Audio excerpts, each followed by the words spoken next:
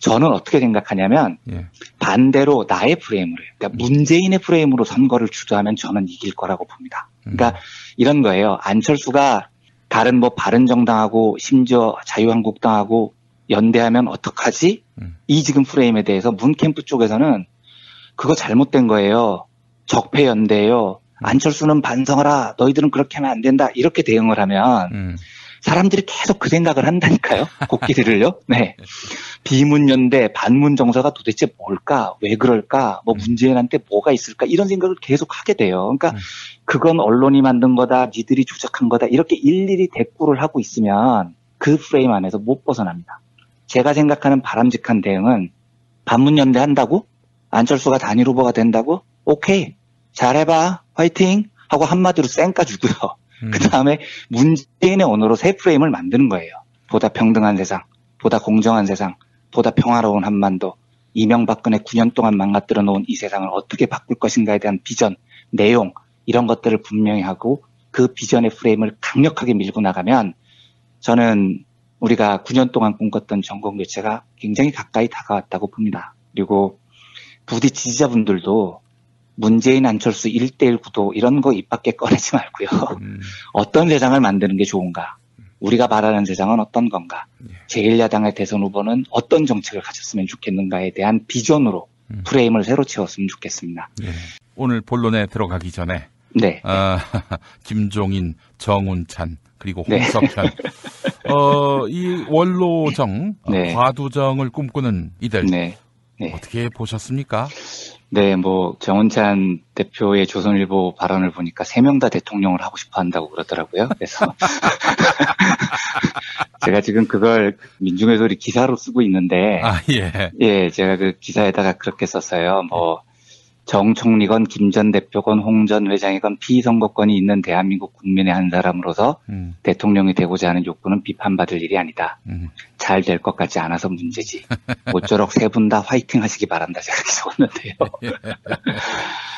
김종인 대표의 그 경제민주화에 대해서는 제가 한번 자세히 말씀을 드렸고요. 예. 내일이나 모레쯤 시간이 되면 저는 정운찬 선생에 대해서는 너무 안타까워요. 예.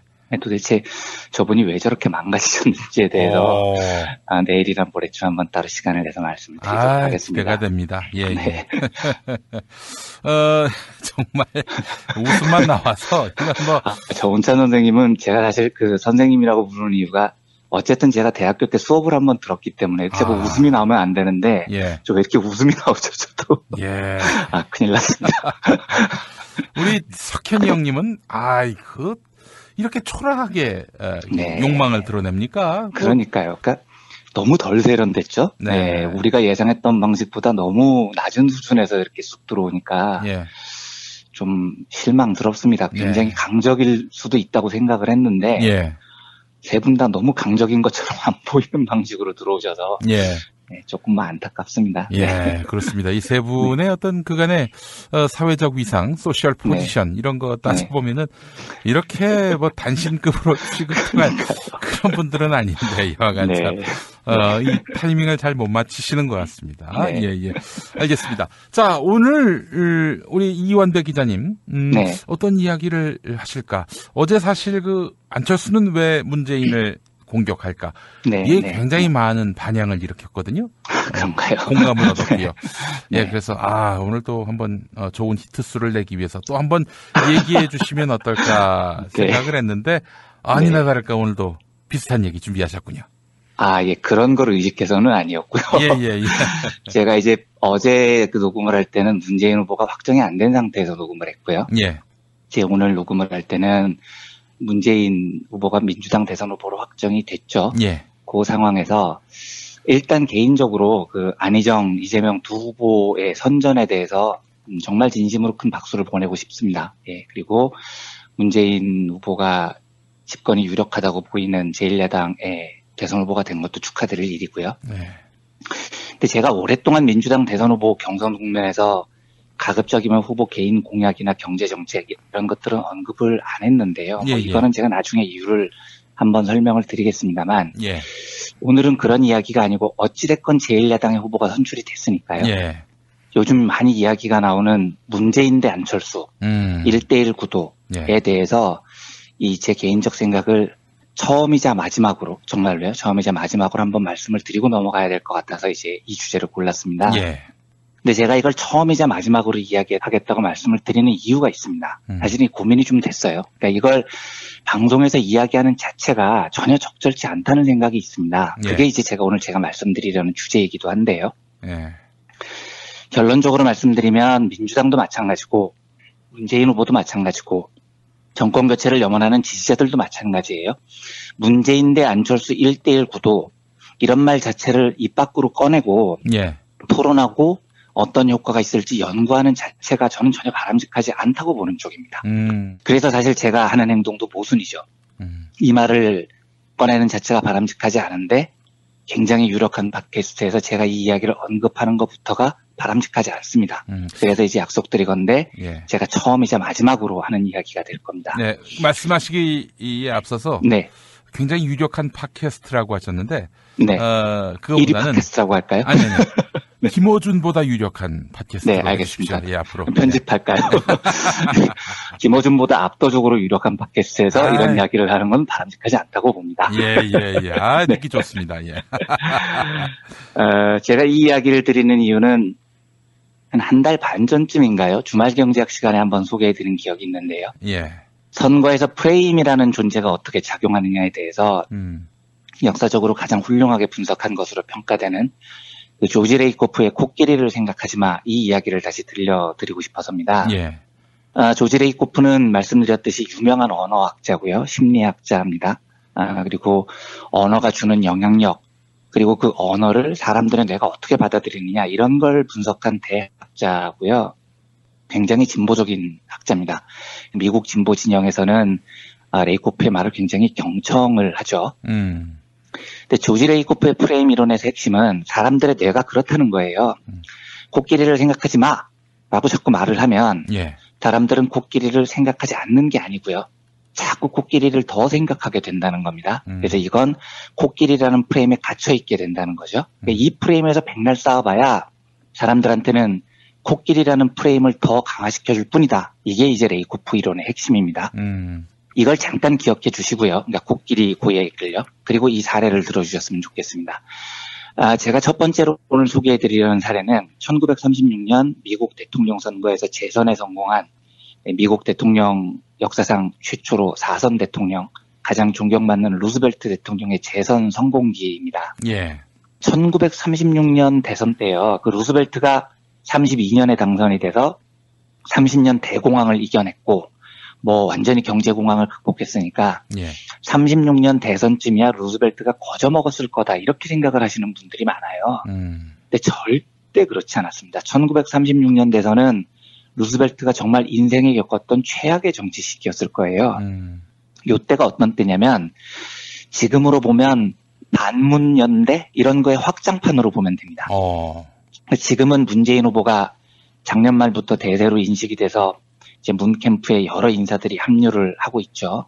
그나마 이제 이래서 좀 나은데 이때 루즈벨트는 정말 혈혈단신이었습니다. 그러니까 굳이 비교를 하면 노무현 정부 후기 요 정도 됐을 겁니다. 언론, 사법부, 심지어 열린우리당 내부, 그러니까 거의 모든 인사들이 노무현 대통령으로부터 등을 돌렸고요. 그때는 대통령이 무슨 말을 해도 씹히는 때였죠. 그래서 대통령을 씹는 게 뭐 국민 스포츠였다, 이런 말까지 나돌았으니까요. 예. 그런데 1936년 재선 도전을 앞두고 루즈벨트가 직면한 상황이 이거였습니다.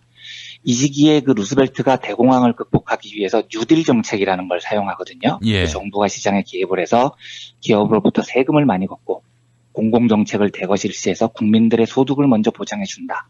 이게 뉴딜 정책의 핵심이었는데 당시 이런 루즈벨트의 정책은 자유보수주의자들 입장에서는 완전히 빨갱이 정책이었던 겁니다.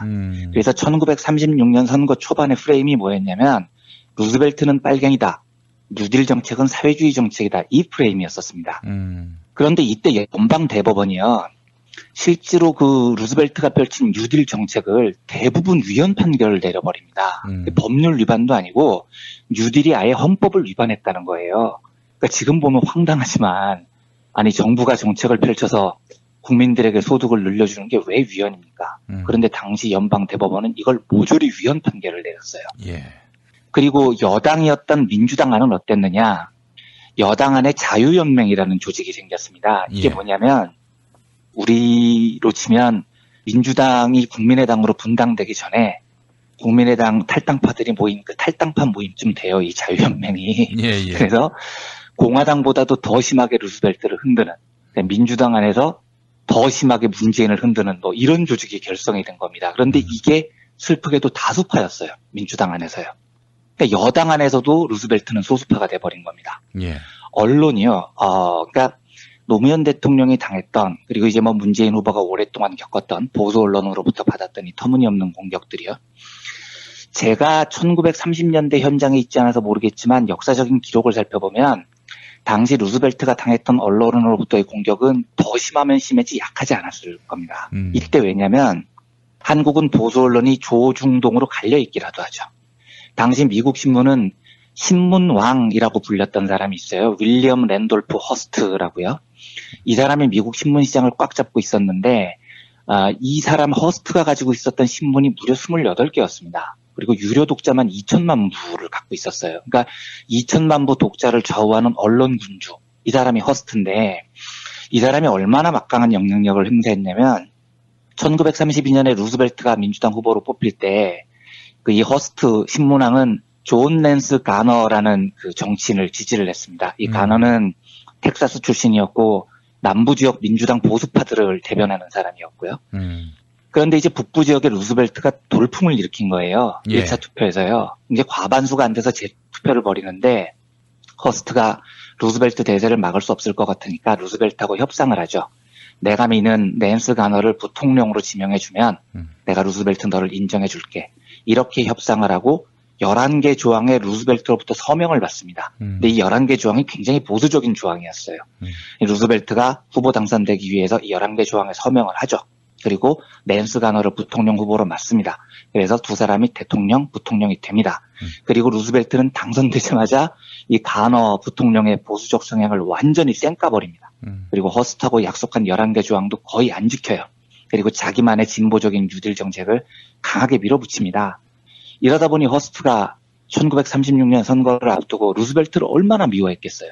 그래서 자기가 보유한 언론을 총동원해서 루스벨트를 집중적으로 씹어댑니다. 그래서 루스벨트는 언론으로부터도 완전히 왕따를 당한 상태인 거죠. 예.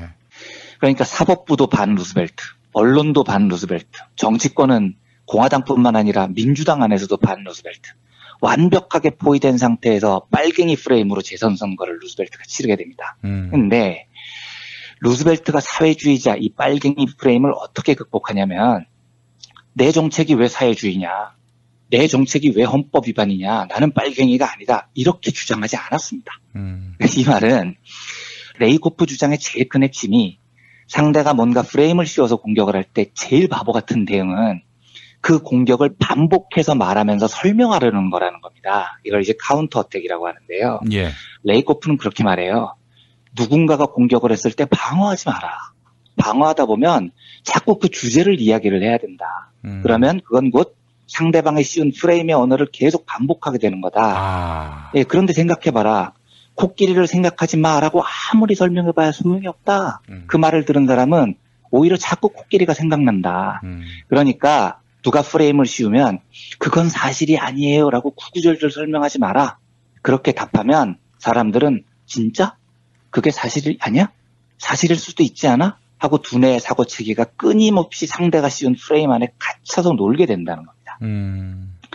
근데 이 레이코프의 이론을 알았을 리가 없죠, 루스벨트는. 네, 이게 루스벨트는 1945년에 돌아가셨고 레이코프는 지금도 살아있으니까요. 그런데 루스벨트는 사방팔방적으로 둘러싸여서 맞았던 이 사회주의 프레임, 빨갱이 프레임에 대해서 일절 말려들질 않습니다. 그리고 어떻게 대응을 하냐면 사회주의 프레임으로 공격하는 보수층들에게 웃기고 있네. 니들은 그냥 그 프레임에서 놀아. 니들 나한테 다 죽었어. 이러면서 어깨 딱 펴고 엄청나게 공격적으로 자기의 언어로 자기 프레임을 만들어요. 선거판을 완전히 뒤집어 놓습니다. 그때 루스벨트 연설을 보면 이런 대목이 나옵니다. 우리 역사상 이렇게 단 한 명의 후보를 패배하게 만들기 위해서 이렇게 많은 정치 세력이 힘을 합친 적이 있었어요? 얘들은 완전히 나를 증오하기 위해서 똘똘 뭉쳤다고요. 영어로 이렇게 얘기를 해서 죄송한데 원문을 한번 읽어보겠습니다. And I welcome their hatred. 이렇게 말합니다. 야, 좋아. 나는 너희들의 증오를 열렬히 환영해. 계속 미워해. 이렇게 쿨하게 답을 해버립니다. 내가 끄떡이라도 할 것 같아? 이런 식으로 상대방 프레임을 조롱을 해버려요. 그리고 이런 말까지 합니다. 내가 재선되잖아? 니들 다 죽었어. 니들은 괴물을 만난 줄 알아. 이런 말을 거침없이 내뱉어요. 그러니까 니들이 나를 잘못 봤다. 내가 그런다고 쫄 것 같니? 이런 시그널이죠. 그런 다음에 바로 자기의 프레임으로 선거판을 바꿉니다. 루즈벨트는 사회주의, 빨갱이 이런 말에 대해서 절대 해명하지 않아요. 그리고 지금 수많은 기업들이 경제적으로 독점이 돼서 특권을 장악하고 있지 않느냐. 이 프레임으로 지금 우리 모든 민중들이 너무 힘들다. 모든 미국인이 독점 자본 때문에 안정적인 일자리를 못 얻고 있다. 미래가 없다. 저걸 독점 기업들과 수구 세력이 막고 있다. 나는 모두에게 평범한 기회가 와야 한다고 믿는다. 그래서 보수 세력을 타도하자. 독점 기업들을 타도하자. 이러면서 정말 엄청난 언어로 맹폭을 퍼붓습니다. 예. 그러니까 이제 상대가 너무 공격을 심하게 받으니까 루즈벨트는 빨갱이야 이 프레임에서 허겁지겁 돌아와서 독점 기업은 크게 문제가 없어. 야, 자유주의 시장이 발전해야 다 좋아지는 거야 하고 방어를 하기 시작해요. 그러니까 되레 루즈벨트가 만든 프레임으로 보수 쪽이 말려들어 버린 거예요. 그래서 여름까지만 해도 루즈벨트는 과연 빨갱이냐로 설정됐던 프레임이 선거가 다가올수록 독점 기업들의 폐허가 얼마나 민중들의 삶을 착취했느냐로 옮겨져 옵니다. 그런데 이 프레임은 무조건 루즈벨트가 이기는 프레임이죠. 예. 왜냐하면 상대가 아무리 설명하라고 방어를 해도 유권자들은 계속 코끼리가 생각이 나는 겁니다. 독점 기업의 생각이 나는 거죠. 예. 하나만 더 예를 들어보겠습니다. 2002년에요. 제가 기억이 가물해서 그렇지만 노무현 후보가 대세론이었던 이해창 후보를 꺾고 극적인 역전승을 거뒀죠. 예. 근데 이때 이해창 쪽에서 세운 프레임이 대세론, 김대중 정부 실패론, 노무현 장인 빨갱이론 이런 거였던 걸로 기억이 돼요. 예. 심지어 투표 전날 정몽준이 단일화 승복을 깨면서 노무현 같은 좌파한테 정권을 넘겨줄 수 없다 이런 프레임으로 한나라당은 상당히 밀고 다녔죠. 예. 근데 제가 본 한국 역대 선거 중에 이 프레임 면에서 보면 노무현 후보의 선거 전술이 제일 훌륭했던 것 같습니다. 예. 왜냐하면 장인이 빨치산이다 이런 공격이 들어왔을 때 우리 장인이 왜 빨치산일 수밖에 없었느냐 그 시대 상황이 어땠는데 이렇게 구구절절 설명을 안 했다니까요. 그리고 한마디로 어쩌라는 거야. 그 장인이 빨갱이여가지고 그럼 빨치산이어가지고 그럼 내가 사랑하는 아내를 만나지 말랬다는 거야. 한마디로 딱 쌩까버리고 그 프레임을 덮어버려요. 예, 그리고 나서 자기의 언어로 새 프레임을 만듭니다. 그게 바로 수도 이전으로 대변되는 지역 균형 이런 거죠. 예. 그러니까 저는 수도 이전 이야기가 나오는 순간, 이거 역전 가능하겠다 이런 느낌이 들더라고요. 근데 그 당시의 상황을 레이코프의 프레임 이론에 넣어보면 정말 멋진 전술이었어요. 그러니까 선거 후반에 한나라당도 계속 그 얘기를 했거든요. 수도 이전이 부당하다. 이회창 후보야말로 충청의 자식이다.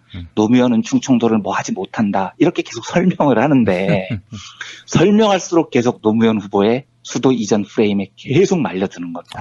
코끼리는 생각하지 마라고 한나라당이 설명할수록 사람들은 수도 이전이 가져올 효과와 지역 균형 발전이 과연 한국 사회에 어떤 변화를 가져올까에 대해서 계속해서 생각을 하게 되죠. 하나만 예를 더 들겠습니다. 짧게요. 예. 1980년 레이건과 카터의 대결 때요. 민주당이 처음으로 건 프레임이 레이건을 전쟁광이라는 프레임으로 공격을 했습니다. 그런데 레이건의 반응이 뭐였냐면요. 레이건은 전쟁광이 아니야. 원래는 평화주의자인데 미국의 이익과 세계 평화를 위해서 전쟁을 불사할 뿐이야. 이렇게 설명하지 않았어요. 레이건은 어떤 프레임으로 맞서냐면 야, 카터 너 집권했을 때 물가가 왜 이렇게 많이 올랐냐? 경제가 왜 이렇게 개판이야? 사실 그때 그 1970년대 후반 석유 파동 때문에 물가가 많이 올랐고 미국 대번영기가 마무리되면서 경제가 아주 어려워졌거든요. 예. 그러니까 레이건은 전쟁광이라는 프레임에 거의 반응을 하지 않고 오로지 자기가 유리한 프레임. 야, 카터 너 집권했을 때 경제가 엉망됐잖아. 이 프레임을 끈질기게 물고 늘어집니다. 그래서 전쟁광 프레임을 벗어내고 레이건이 당선이 되죠. 뭐 길게 사례를 드렸는데요. 다시 요약하자면 레이코프의 주장은 이겁니다. 상대가 씌운 프레임에 반응하지 말고 내 언어로 나의 내용을 만들어서 내 프레임으로 선거를 이끌라는 겁니다. 그래서 이제 문재인 대 안철수 1대1 구도라는 프레임이요. 이걸 이제 동아일보가 뭐 양자대결 선거 여론조사 결과를 발표하면서 강화된 것 같은데요. 하여간 뭐 보수 언론에서는 이 프레임을 계속 적극적으로 활용을 하려고 하겠죠. 예. 그리고 안철수 후보도 오래전부터 이번 대선은 문재인 대 안철수 양자 대결이 될 거다라고 주장을 했는데 별로 반향이 없다가 보수 언론이 가세하면서 급속도로 이 프레임이 지금 확산이 되고 있는 모습인 것 같습니다. 예. 근데 이 상황에서 제일 좋은 건 과연 양자 구도가 형성될까요? 현실성이 있을까요? 혹은 현실화된다면 문재인 후보는 이길 수 있을까요? 이걸 논하는 게 아니라고 저는 생각합니다. 이게 가능하냐, 얼마나 파급력이 있냐, 이걸 연구하고 토론하는 순간에 이 1대1 프레임에 계속해서 말려들어요. 그러니까 안철수 쪽에서 끊임없이 문모닝을 외치면서 문재인 거리는 프레임에 들어오는 겁니다. 뭔가 비문연대가 이 사회의 가치냐 안 가치냐의 코끼리가 돼버리는 거죠. 그래서 제가 이 이야기는 오늘을 끝으로 더 말씀을 안 드리겠다고 이야기를 하는 겁니다. 코끼리를 생각하지 마라고 강조하고 토론하는 건 바보 같은 짓입니다. 그래봐야 코끼리밖에 생각이 안 납니다. 저는 지금 중요한 건요. 코끼리를 대신할 다른 선명한 이미지를 들고 와서 새 프레임을 만드는 거라고 생각합니다. 그리고 그 프레임을 만들 건 너무 많죠. 예. 민생, 민중들의 삶, 평등한 소득 분배. 지금 2천만 명이 넘는 국민들이 4개월 넘게 촛불을 들었던 그 본질적인 이유.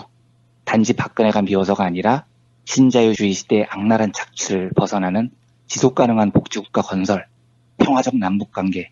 이 얼마나 국민들의 마음에 와닿을 새로운 프레임들이 많습니까? 그러니까 예. 이 언어로 자기를 가득 채우고요.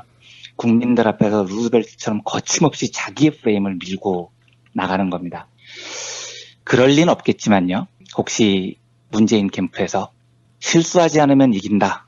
이런 생각을 갖는다면 예. 저는 조금 위험하다고 봐요. 근데 저는 어떻게 생각하냐면 예.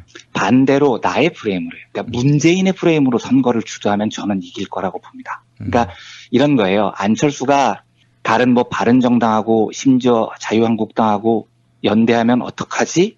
이 지금 프레임에 대해서 문 캠프 쪽에서는 그거 잘못된 거예요.